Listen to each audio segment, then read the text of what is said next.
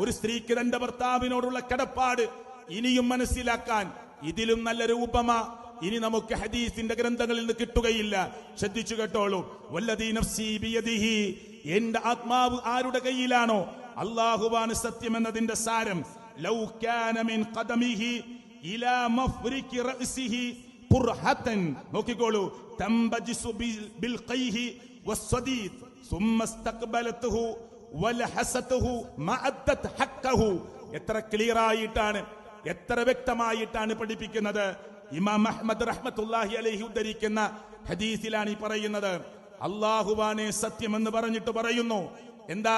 തന്റെ ഭർത്താവിന്റെ മുമ്പിലേക്ക് ഒരു സ്ത്രീ ഇങ്ങനെ ചെല്ലുകയാണ്. തന്റെ ഭർത്താവിന്റെ തല മുതൽ കാല് വരെ, കാല് മുതൽ തല വരെ എന്താ സംഭവിക്കുന്നത്? ജലമിങ്ങനെ പൊട്ടിയൊലിക്കുകയാണ്. ആ ശരീരത്തിലൂടെ ചീച്ചലമിങ്ങനെ ഒഴുകി വരികയാണ്. എന്നിട്ട് തന്റെ ഭാര്യയാകുന്ന, ഇണയാകുന്ന ആ പെണ്ണ് അവളുടെ നാവുകൊണ്ട് അതിനെ അങ്ങ് നക്കി തുടച്ചു കൊടുത്താലും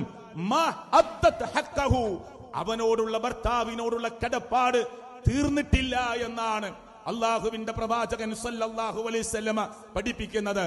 ആ പ്രയോഗം നമ്മുടെ മുന്നിലേക്ക് എത്തുമ്പോ ഭർത്താവിനോടുള്ള കടപ്പാട് എത്രത്തോളം ഉണ്ട് എന്ന് ഇനി വിശദീകരിക്കേണ്ട ആവശ്യമില്ലാത്ത വിധം പ്രയോഗമാണ് ഈ ഹദീസിലൂടെ കടന്നു വന്നിട്ടുള്ളത്.